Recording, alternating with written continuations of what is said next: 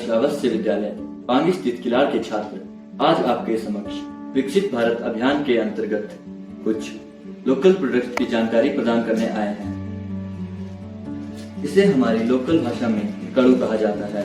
यह हमारे शरीर के अंदर हमारे शुगर लेवल को मेंटेन रखने में हमारी मदद करता है। यह गुड़नू है।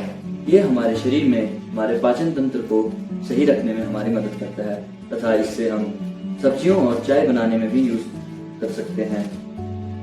यह थांगी है। यह हमारे यहाँ का लोकल ड्राई फ्रूट है। इसे आप हेजलनट के नाम से भी जानते हैं